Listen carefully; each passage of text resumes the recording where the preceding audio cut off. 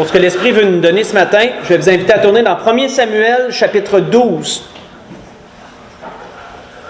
Dans le premier livre de Samuel, au chapitre 12.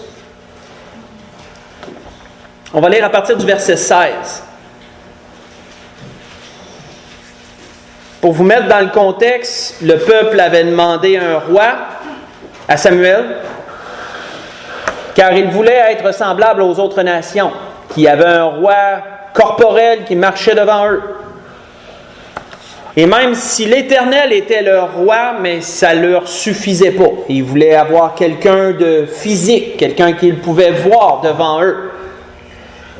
Et comme on le sait, ce désir d'être semblable aux nations a déplu à Dieu, est allé à l'encontre de la volonté de Dieu. Mais Dieu leur a quand même accordé ce qu'ils désiraient. Et c'est pourquoi il avait envoyé Samuel leur dire qu'il leur accorderait ce qu'ils désiraient. Mais Samuel allait continuer, allait dire encore plus de choses au peuple. Il leur a relaté l'histoire de leur père et certaines erreurs que leur père ont faites. Et on voit à partir du verset 16 qu'il est dit « Attendez encore ici et voyez le prodige que l'Éternel va opérer sous vos yeux. » Parce que Samuel leur disait « Dieu va vous montrer que vous avez mal agi. Je vais lui demander d'accomplir quelque chose et il va opérer un prodige sous vos yeux et ça va vous attester, ça va vous prouver, vous montrer que vous avez mal agi dans cette demande. » Il disait par la suite, « Ne sommes-nous pas à la moisson des blés? » Au temps de la moisson des blés, selon l'époque, c'était une sécheresse. À ce temps-là, lorsque c'était le temps de la moisson, il n'y avait plus de pluie. Il n'y avait plus de pluie pendant un certain temps. Et il leur a dit, « Ne sommes-nous pas à la moisson des blés? » Autrement dit, ne sommes-nous pas dans le temps où il ne tombe plus de pluie pendant un certain temps? Il leur dit, « J'invoquerai l'Éternel et il enverra du tonnerre et de la pluie. Sachez alors et voyez combien vous avez eu tort aux yeux de l'Éternel de demander pour vous un roi. » Samuel invoqua l'Éternel et l'Éternel envoya ce même jour du tonnerre et de la pluie. Et tout le peuple eut une grande crainte de l'Éternel et de Samuel. Et tout le peuple dit à Samuel, « Prie l'Éternel ton Dieu pour tes serviteurs, afin que nous ne mourions pas, car nous avons ajouté à tous nos péchés le tort de demander pour nous un roi. » Samuel dit au peuple, « N'ayez point de crainte. Vous avez fait tout ce mal, mais ne vous détournez pas de l'Éternel. Ne vous découragez pas. Pas parce que vous avez fait une chose mauvaise qu'automatiquement vous devez vous détourner de Dieu puis l'abandonner. Absolument pas. Oui, vous avez fait quelque chose de mauvais, mais ne vous détournez pas de Dieu pour autant. Demeurez attaché à Dieu pour autant. Et servez l'Éternel de tout votre cœur, ne vous en détournez pas. Sinon, vous iriez après des choses de néant qui n'apportent ni profit ni délivrance parce que ce sont des choses de néant. L'Éternel n'abandonnera point son peuple à cause de son grand nom, car l'Éternel a résolu de faire de vous son peuple. On va arrêter là quelques instants. Le message que l'Esprit veut nous donner ce matin va enchaîner, je dirais, être un complément au message de la semaine passée.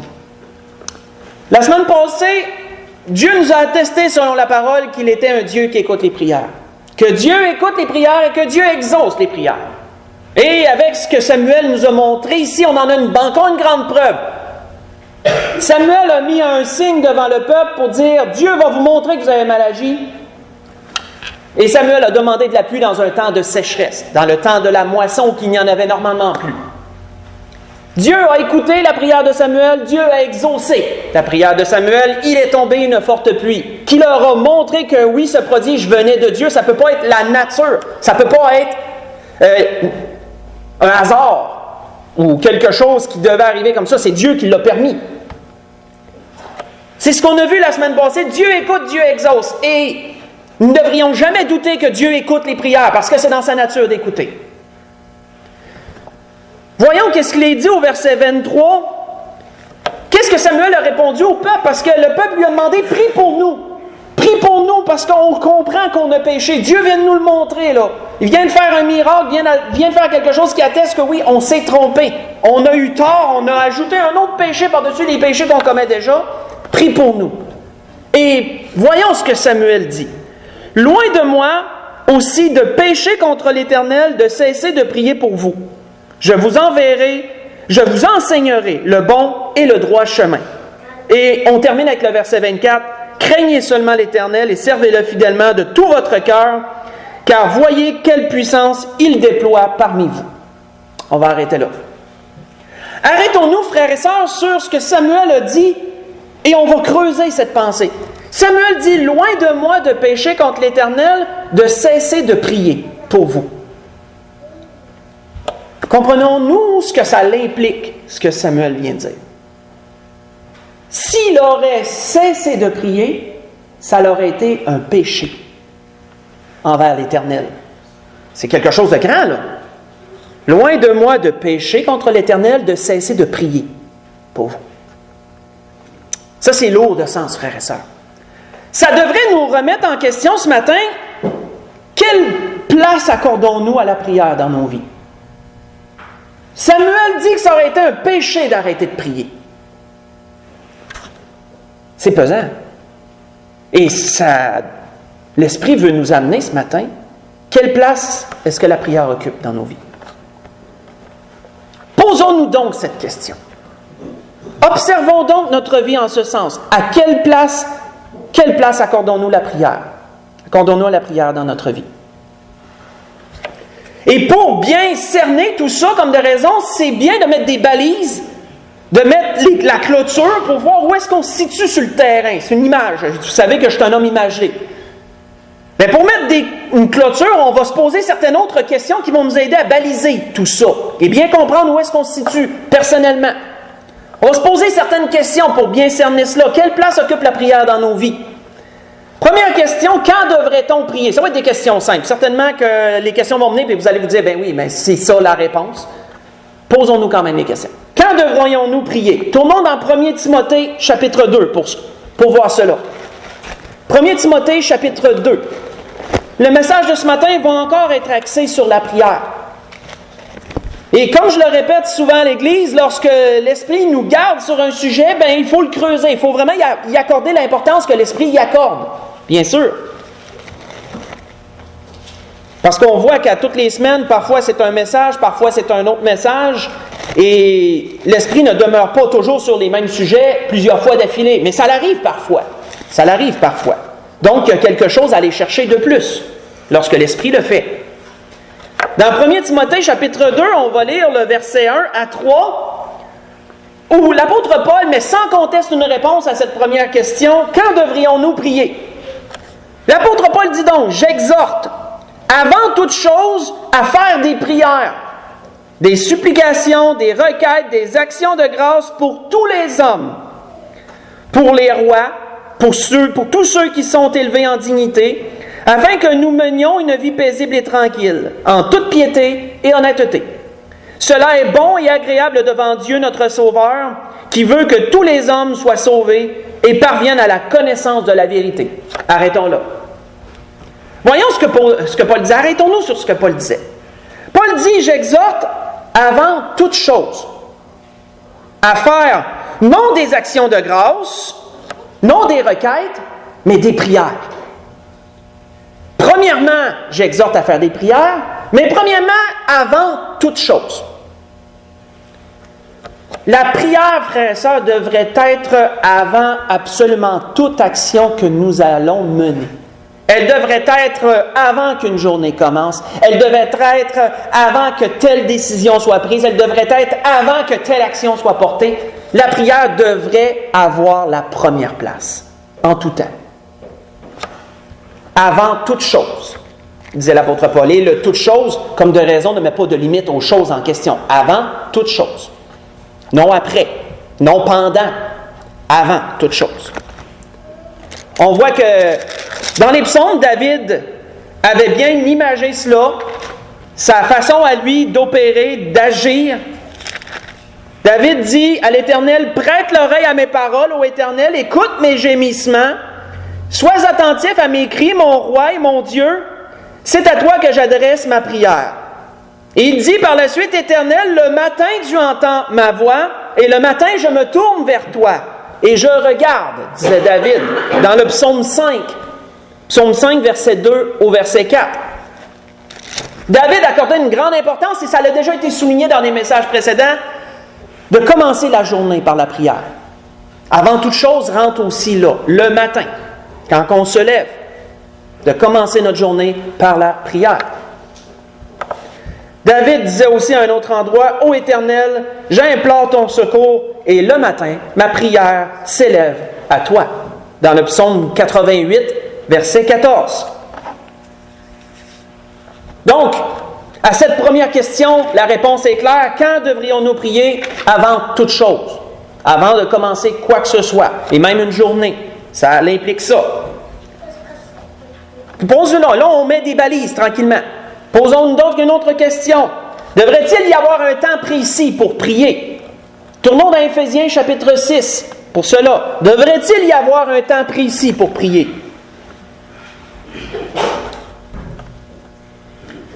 Dans Éphésiens chapitre 6, on va lire à partir du verset 18. On va lire le verset 18 et le verset 19. On va mettre une autre balise.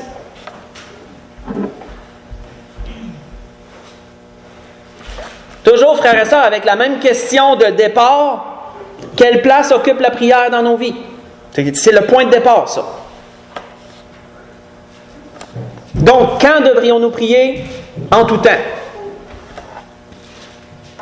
Devrait-il y avoir un temps précis pour prier? Voyons ce que l'apôtre Paul exhortait les Éphésiens, en leur disant, faites en tout temps, en tout temps, par l'Esprit, toutes sortes de prières, de supplications.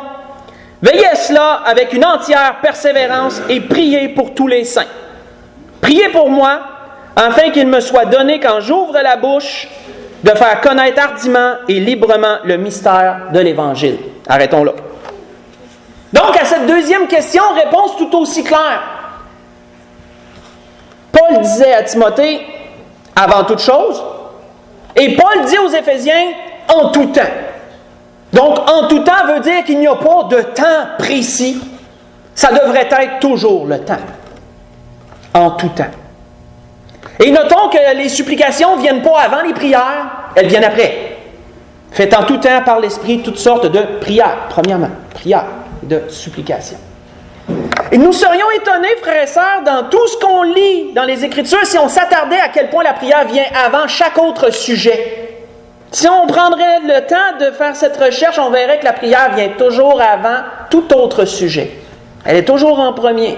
Mais on lit, puis c'est des petits détails, ça. Hein? C'est des petits détails sur lesquels on passe. La prière vient toujours en premier. Faites en tout temps. Et frères et sœurs, je pense qu'il est important de noter ici que l'apôtre Paul parle après avoir donné à l'Église d'Éphèse une grande image sur l'armure du chrétien. On connaît cette image-là qui nous a été présentée maintes fois dans des messages, l'armure du chrétien.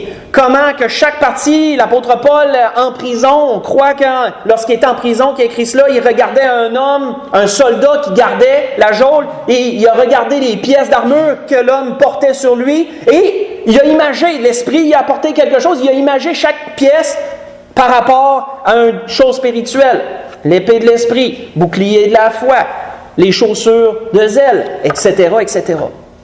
Mais notons, frères et sœurs, que ça ne sert à rien d'habiller quelqu'un, d'armer quelqu'un, s'il n'y a pas les techniques pour se servir de ce qu'il y a sur le dos. L'apôtre Paul a défini une armure. Maintenant, comment devez-vous vous servir de cette armure? Et là, il parle de la prière après. Faites en tout temps par l'Esprit toutes sortes de prières. La prière, c'est un peu la technique. Un combattant a, oui, des pièces d'armure, a, oui, des armes, mais il doit avoir une technique pour être capable de se servir de ces armes-là. Mettez une épée dans les mains de quelqu'un qui s'en est jamais servi puis dire « va-t'en au combat », ça ne servira pas à grand-chose. Mais si tu y apprends le maniement de l'épée, puis ensuite tu lui donnes une épée dans les mains, bien là, il va savoir quoi faire avec. Il va savoir comment l'utiliser pour ne pas être un danger pour lui, bien sûr, premièrement. C'est pas pour rien que l'apôtre Paul nomme l'armure, mais ensuite il parle de la prière. La prière, c'est la technique. C'est la technique pour se servir de l'armure, comme de raison. C'est très important à comprendre. Une autre question on devrait se poser. Est-ce qu'on devrait prier seulement pour certaines choses? Y a-t-il des choses pour lesquelles que oui, on devrait prier, puis pour des choses pour lesquelles non, on ne devrait pas prier pour ça? Devrions-nous prier seulement pour certaines choses? Voici ce que l'apôtre Paul disait aux Philippiens. Faites seulement écouter. Ne vous inquiétez de rien, mais en toutes choses. Avez-vous noté jusqu'à présent le nombre de tout? Hein? Faites en tout temps. On voit que c'est ce qu'on a dit ici, fait en tout temps. L'apôtre Paul avait dit à Timothée précédemment, en tout lieu. Pour toutes sortes de raisons, avant toute chose, l'apôtre Paul avait dit à Timothée, avant toute chose, en tout temps, et il a dit quoi aux Philippiens? En toute chose. Faites connaître vos besoins à Dieu par des prières, des supplications, des actions de grâce, disait-il. Dans Philippiens 4, verset 6. Et notez qu'il n'a pas dit « Faites connaître à Dieu en toutes choses des supplications, des actions de grâce et des prières ». La prière vient encore avant tout autre sujet. Mais ne vous inquiétez de rien, mais en toutes choses, faites connaître vos besoins à Dieu par des prières. En toutes choses, frères et sœurs. Donc, y a-t-il seulement certains sujets pour lesquels on devrait prier? La réponse est non. C'est pas nous, comme je l'ai déjà dit, c'est pas nous qui... c'est pas Dieu qui nous limite, c'est nous qui limitons Dieu. Parce qu'on n'ose pas demander, parfois. Parce qu'on se dit que Dieu n'en a rien à faire. On se dit probablement que ça ne sert à rien de prier pour ça. C'est pas assez important pour que je m'adresse à Dieu. Mais ça, c'est nous qui vient de mettre une limite. Là. C'est nous qui vient juste de mettre une limite à Dieu. Parce que Paul, inspiré par l'Esprit, dit toute chose. Il n'y a pas de limite à Dieu sur ce qu'on pourrait demander. C'est important pour vous, c'est important pour Dieu. Posons-nous donc une autre question. Y a-t-il des limites à la quantité de prières qu'on peut adresser à Dieu? Dans Luc chapitre 18, tournons dans Luc chapitre 18 et voyons ce que le Seigneur lui-même a dit dans ce sens. Comme vous voyez, ça fait plusieurs questions. Ça fait plusieurs questions. On balise. Ça fait plusieurs questions qu'on se pose. Y a-t-il une quantité limite de prières qu'on peut adresser pour un certain sujet, mettons, pour un sujet précis? Dans Luc chapitre 18, on va lire ce que le Seigneur a dit d'entrée de jeu et aussi la parabole qui a amené par rapport à ça. On va lire du verset 1 au verset 7. Mais la réponse, encore là, elle est évidente. Jésus leur adressa une parabole pour montrer qu'il faut toujours prier et ne point se relâcher. Qu'il faut toujours prier et ne point se relâcher. Le mot « toujours » implique une absence de limite. On s'entend. Le mot « toujours » implique une absence de limite. Donc, y a-t-il une quantité limite de prières qu'on pourrait adresser pour une chose? Il n'y en a pas. Toujours prier et ne point se relâcher. Il y avait, disait le Seigneur, il y avait dans une ville un juge qui ne craignait point Dieu, qui n'avait égard pour personne. Il y avait aussi dans cette ville une veuve qui venait lui dire « Fais-moi justice de ma partie adverse. » Et pendant longtemps, il refusa. Mais ensuite, il dit en lui-même « Quoique je ne craigne point Dieu, que je n'ai d'égard pour personne, néanmoins, parce que cette veuve m'importune, je lui ferai justice, afin qu'elle ne vienne pas sans cesse me casser la tête. » Et le Seigneur ajouta « Entendez ce que dit le juge inique. Et Dieu ne fera-t-il pas justice à ses élus qui crient à lui jour et nuit? Tardera-t-il à leur égard? » On peut lire le verset 8 comme de raison. Je vous le dis, il leur fera promptement justice.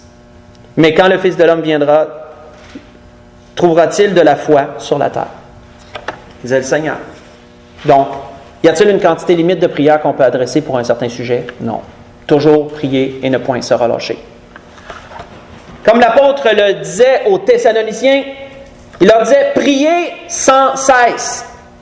Sans cesse, encore comme toujours, n'a pas de limite. Priez sans cesse. Rendez grâce à Dieu en toutes choses. C'est à votre égard la volonté de Dieu, disait-il en Jésus-Christ.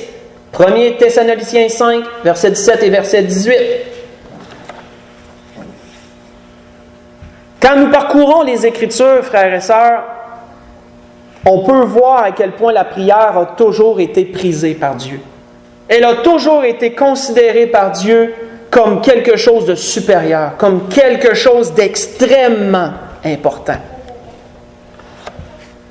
Lorsque Salomon a fait la dédicace du temple, faites juste écouter, lorsqu'il a fait la dédicace du temple et que Dieu s'est adressé à lui par la suite, ce que Dieu lui a dit nous démontre à quel point Dieu prisait la prière.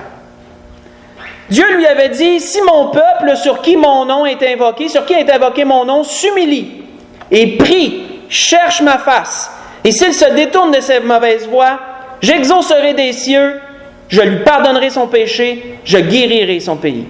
Mes yeux seront ouverts désormais et mes oreilles seront attentives à la prière faite en ce lieu. Frères et sœurs, dans le temple que Salomon venait de construire, il n'allait pas avoir seulement des prières. Il allait avoir des sacrifices. Il allait avoir des offices. Il allait avoir beaucoup de choses dans ce temple-là qui allaient se passer. Mais qu'est-ce que Dieu a dit? Dieu n'a pas dit qu'il allait premièrement porter ses regards au sacrifice qui allait être offert en ce lieu. Il n'a pas dit qu'il allait porter ses regards premièrement à l'office qui allait être fait en ce lieu. Il a dit, je porterai premièrement mes regards aux prières qui seront faites en ce lieu, avait-il dit à Salomon. La prière était la première chose que Dieu allait regarder. Il allait priser cela. Voyez ça dans 2e Chronique, ce que j'ai lu. 2e Chronique, chapitre 7, versets 14 et verset 15. Lorsqu'Ésaïe a parlé au peuple, il a parlé de la maison de Dieu, il a dit quoi? Ma maison sera appelée une maison de prière. Pas une maison de supplication ou non une maison de sacrifice, elle sera appelée une maison de prière. C'était le surnom que la maison de Dieu allait porter, que le temple de Dieu allait porter, une maison de prière. Il nous démontre à quel point le sujet est important pour Dieu. Et là, si on se transporte dans le Nouveau Testament, c'est des exemples que l'Esprit me donnait comme ça. Lorsqu'il y a eu l'institution des diacres, que vous connaissez bien dans les Actes chapitre 6, on n'a pas besoin d'y tourner. Lorsqu'il y a eu l'institution des diacres et que là, pour la raison qu'on connaît, certaines veuves étaient négligées, les apôtres se rendent compte qu'ils ont pris trop de temps pour les choses corporelles, puis que là, les choses spirituelles ont été mises de côté. Ils ont mis en place des hommes qui allaient s'occuper des choses corporelles pour qu'eux fassent quoi? Pour qu'eux vaguent à la prière et à l'enseignement et à la prédication. C'est ce qui nous est dit dans les Actes chapitre 6. Mais la prière est en premier. Que les apôtres puissent vaguer à la prière et à la prédication. Est-il dit en deuxième, par la suite. Comme de quoi que l'homme de Dieu, lorsqu'il va apporter quelque chose à l'Église, il y a toujours les prières qui sont venues avant aussi. Les prières sont toujours venues en premier. Prière toujours en premier. Pourquoi devrait-elle avoir la première place dans notre vie, la prière? Là, on a fait une balise, on a vraiment cerné quelle place devrait occuper la prière pour nous. Hein? Pourquoi devrait-elle occuper cette place-là? Tournons dans Jean chapitre 16 et voyons quelque chose qu'on néglige par rapport à cela, par rapport à ce sujet. Entre autres raisons, pourquoi la prière devrait occuper une place très importante dans notre vie. Dans Jean chapitre 16, versets 23 et verset 24.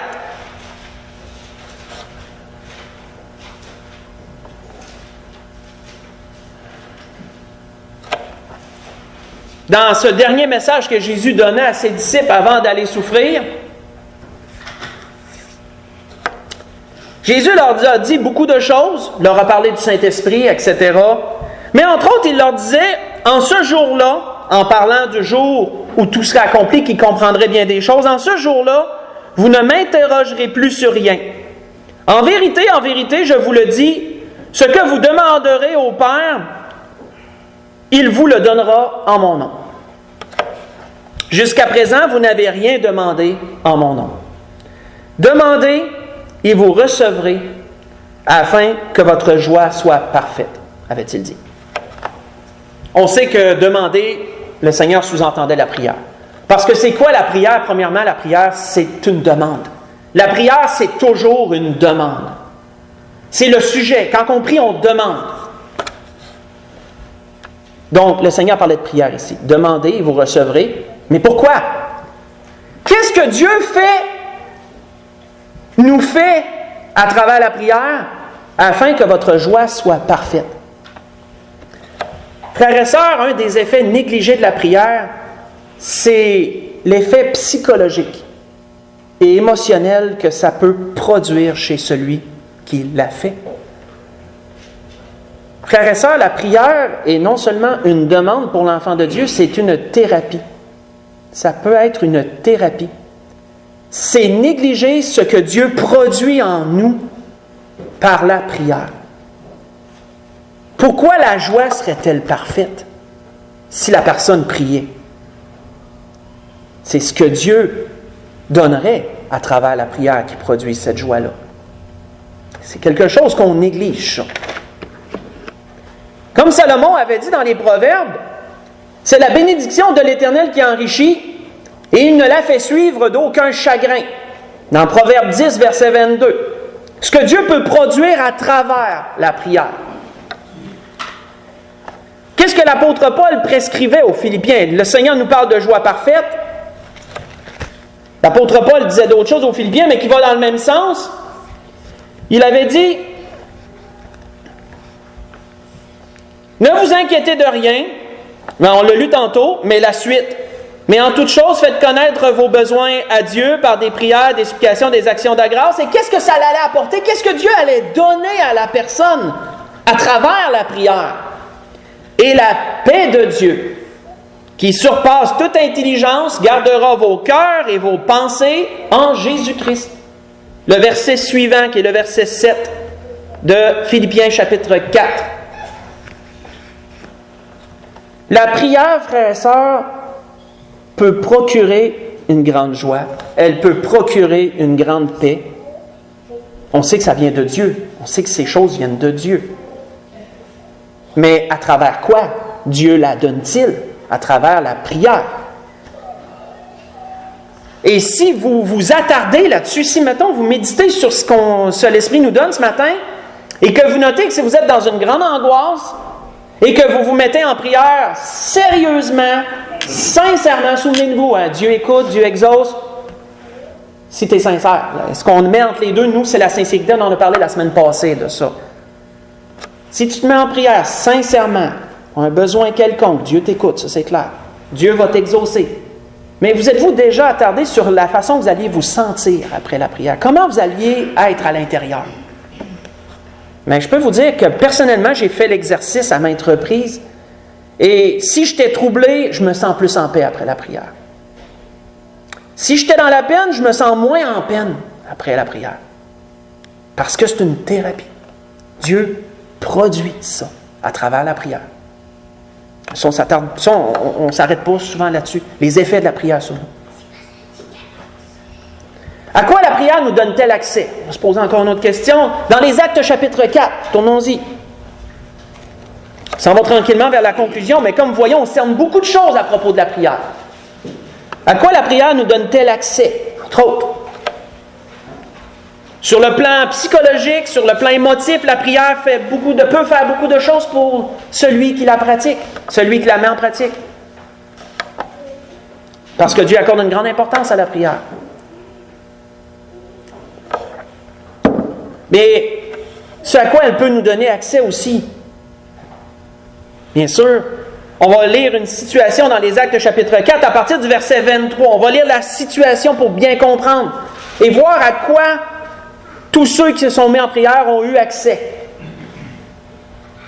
Il est dit à partir du verset 23 de Actes chapitre 4, après avoir été relâchés, on parle des disciples qui ont été amenés devant le Sanhédrin à cause des prédications, à cause des paroles à propos de Jésus, puis qui ont été durement repris par le Sanhédrin. Ne parlez pas en ce nom-là.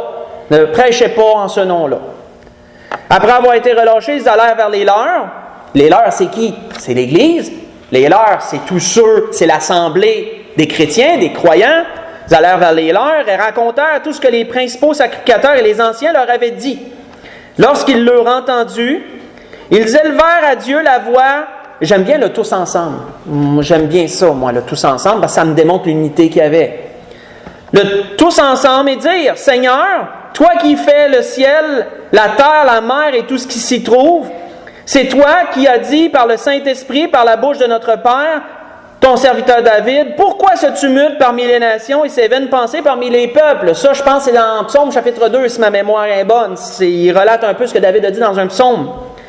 Les rois de la terre se sont soulevés, et les princes se sont ligués contre le Seigneur et contre son oint. En effet, contre ton saint serviteur Jésus, que tu as oint. Hérode et Ponce Pilate se sont ligués dans cette ville avec les nations et avec le peuple d'Israël pour faire tout ce que ta main et ton conseil avaient arrêté d'avance.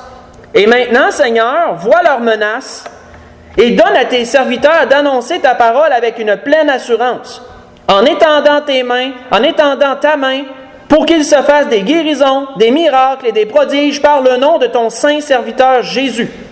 Quand ils eurent prié, donc tout ce qui était précédemment était dans une prière. Lorsqu'ils eurent prié, le lieu où ils étaient assemblés trembla, ils furent tous remplis du Saint-Esprit et ils annonçaient la parole de Dieu avec assurance. Qu'est-ce que la prière leur avait donné accès? À quoi la prière leur avait donné accès? Elle leur avait donné accès à la puissance du Saint-Esprit pour annoncer la parole, pour accomplir les miracles en témoignage de la parole qu'ils apportaient. Mais comment ont-ils eu accès à la puissance du Saint-Esprit? Par la prière, pas par d'autres moyens. Souvenons-nous, frères et sœurs, et c'est toujours bon de rappeler ces choses, qu'il y a une différence entre être scellé par l'Esprit en vue de la vie éternelle et être revêtu de la puissance de l'Esprit. Toujours une différence entre les deux. Tu es scellé par l'Esprit, tu es sauvé par la grâce de Dieu. Tu es rempli du Saint-Esprit, bien le Saint-Esprit est agissant en toi. Et tu as cette puissance pour marcher pour le Seigneur, cette assurance, c'est tout ce que l'Esprit donne à celui qui en est rempli. On peut dire, si on peut mettre cette image-là. C'est un peu dans ce sens-là que Jésus avait dit quelque chose qu'on a lu la semaine passée, mais qui peut étonner. Et quand Jésus avait dit, « Si donc, méchants comme vous l'êtes, vous savez donner de bonnes choses à vos enfants, à combien plus forte raison le Père Céleste donnera-t-il le Saint-Esprit à ceux qui le lui demandent? » Le Seigneur avait dit ça, on a lu ça la semaine passée, dans Luc. À plus forte raison, le Seigneur donnera-t-il le Saint-Esprit à ceux qui le demandent. Ce que le Seigneur parlait d'être sauvé, le Seigneur parlait d'être revêtu de l'Esprit. Le Seigneur parlait d'avoir la puissance de l'Esprit pour une chose en question. Voulez-vous témoigner une personne? Voyez-vous une occasion de témoigner? Mais priez d'être revêtu de la puissance de l'Esprit pour parler, d'avoir ces paroles que l'Esprit peut donner dans des temps où on ne sait même pas quoi dire. C'est d'aller chercher ce que l'Esprit peut donner, d'avoir accès à ce que l'Esprit a en réserve pour nous. Mais comment avons-nous accès à l'Esprit? Par la prière, bien sûr. On a accès. Quand que nous regardons, frères et sœurs, selon les Écritures, l'Esprit a été accessible dans maintes occasions après, pas avant, après la prière. L'exemple le meilleur exemple principal, c'est à la Pentecôte. L'effusion du Saint-Esprit qui a été donnée sur tous ceux qui étaient présents, ou que l'Église a été revêtue, on pourrait dire, de la puissance du Saint-Esprit, s'est déroulé quand? Si vous lisez dans les Actes chapitre 1, pas besoin d'y tourner, puis vous faites le parcours, vous allez voir qu'ils étaient assemblés quotidiennement, toujours en prière. Et que plus tard, un petit peu plus tard, pas longtemps plus tard, l'effusion du Saint-Esprit est venue. Mais qu'ils étaient toujours en prière, que la Bible dit. On voit que, au cours des actes, comme je l'avais déjà expliqué, il y en a qui avaient été baptisés seulement du baptême de Jean et que le Saint-Esprit était donné par l'imposition des mains. C'est une transition. J'avais parlé à l'Église, j'avais enseigné l'Église là-dessus qu'il y avait une transition qui est en train de se faire. Mais quand les disciples venaient et imposaient les mains, qu'est-ce qui précédait? Ça, c'est toujours la prière. Si vous le voyez dans toutes les fois, c'est toujours la même chose. Ils prièrent, ils leur imposèrent les mains et ils reçurent le Saint-Esprit, que la Bible dit. Toujours, ils priaient avant. Lorsque l'apôtre Paul a été sauvé et qui attendait, après sa conversion dans un certain endroit, qu'est-ce qui a touché Dieu pour que Dieu envoie Ananias vers lui? Ça, moi, j'ai vraiment trouvé ça bien. quand l'Esprit m'a arrêté là-dessus. Faites juste écouter. Paul rencontre Jésus sur le chemin de Damas. On sait que la lumière aveuglante lui brûle les yeux, que là, il ne voit plus rien, il est aveugle, il ne voit plus rien. Il y a quelqu'un qui a dû le prendre par la main, l'amener dans la ville la plus proche. Et il a été dans une maison, dans un lieu. Puis là, il a certainement médité énormément. C'est là qu'il a reçu le Seigneur comme sauveur, on peut s'en douter, très fortement. Et là, l'apôtre Paul faisait quelque chose. Il attendait, mais il faisait quelque chose en attendant. Très important. Et Dieu a vu ça. Et qu'est-ce que Dieu a dit? Or, il y avait un disciple nommé Ananias. Le Seigneur lui dit, dans une vision, Ananias. Et il répondit, me voici, Seigneur. Et le Seigneur lui dit, lève-toi, va dans la rue qu'on appelle la droite et cherche dans la maison de Judas un nommé Saul de Tarse. Et le verset suivant, car il prie. C'est ce qui est écrit. Car il prie. Et il a vu en vision un homme du nom d'Ananias qui entrait et qui lui imposait les mains afin qu'il recouvre la vue. Ce que je vous ai lu, c'est dans les Actes, chapitre 9, verset 10 au verset 12. Va-t'en là. Pourquoi? Parce qu'il y a quelqu'un qui prie. On peut voir à quel point la prière, Dieu l'a prise. Paul s'était converti, il avait reçu le Seigneur comme sauveur et là, il priait. T'en attends de la suite. Parce qu'il priait, Dieu a répondu. Dieu écoute, Dieu exauce. Et il a envoyé Ananias. Et là, Ananias lui a imposé les mains pour qu'il recouvre la vue. Et on connaît ce qui s'ensuit. Je crois que l'Esprit nous a fait un bon tout ce matin de cette question de base qu'on s'est posée. Quelle place occupe la prière dans nos vies? Le Seigneur a balisé beaucoup de choses ce matin pour nous amener dans une réflexion. Quelle place devrait avoir la prière dans chacune de nos vies? Comment Dieu la considère, la prière? On a vu plusieurs de ces questions.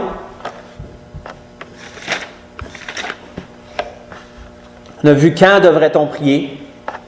En toute chose, en tout lieu. Quand que devrait-on prier? Avant toute chose. Avant toute chose. Devrait-il avoir un temps précis? Fait en tout temps. Devrait-il avoir une limite? Il faut prier, toujours prier, disait le Seigneur, ne point se relâcher. Est-ce qu'on peut prier seulement pour certaines choses? Qu'est-ce que le Seigneur avait dit aux Philippiens? Faites en toutes choses, par l'Esprit, toutes sortes de prières. Il y a donc beaucoup de questions qui nous ont amenés à voir à quel point la prière doit occuper une place importante. Qu'est-ce que la prière fait pour nous? Pourquoi elle devrait occuper une place? La thérapie que la prière peut amener. C'est un effet négligé. Comment le Seigneur peut remplir nos cœurs de joie, peut remplir nos cœurs de paix par la prière. Et on a vu ce qu'on vient de voir également sur ça. Et pour conclure, ce que l'Esprit a voulu nous donner ce matin, il faut retourner dans Marc, chapitre 11. Dans l'Évangile selon Marc, au chapitre 11.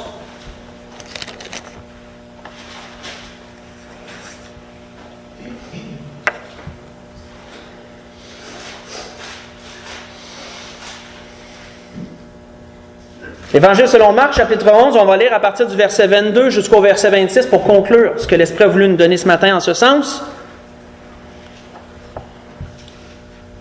Où Jésus prit la parole, est-il dit, et leur dit, « Ayez foi en Dieu. Je vous le dis en vérité, si quelqu'un dit à cette montagne, « Ôte-toi de là, jette-toi dans la mer. » Et s'il ne doute point en son cœur, mais croit que ce qu'il dit arrive, il le verra s'accomplir. C'est pourquoi je vous dis, tout ce que vous demanderez en priant. » Ça, je trouve ça bien de le spécifier. Tout ce que vous demanderez en priant. Par la prière. Tout ce que vous demanderez en priant, croyez que vous l'avez reçu et vous le verrez s'accomplir. Et lorsque vous êtes debout faisant votre prière, si vous avez quelque chose contre quelqu'un, pardonnez. Ça, c'est la base. Afin que votre Père céleste qui est dans les cieux vous pardonne aussi vos offenses. Tu ne veux pas que rien fasse obstacle. Donc, tu vas t'assurer qu'il n'y ait aucun obstacle devant toi, entre toi et Dieu, quand tu pries. Mais si vous ne pardonnez pas, votre Père qui est dans les cieux ne vous pardonnera pas non plus vos offenses. La grâce que je nous souhaite, frères et sœurs, que nous puissions réviser l'importance que la prière occupe dans nos vies et réorienter l'importance qu'elle doit occuper, qu'elle doit avoir dans chacune de nos vies. et tout ce à quoi Dieu nous donne accès à travers la prière. C'est vraiment merveilleux d'avoir un Dieu qui écoute et d'avoir un Dieu qui exauce. Et il serait péché de notre part de négliger la prière. Parce que nous avons un Dieu qui écoute, justement. Et nous avons un Dieu qui exauce. Et comme Samuel le dit en entrée de jeu, je ne pécherai pas contre Dieu en cessant de prier. Pour chacun d'entre vous. On peut se lever pour le dernier cantique.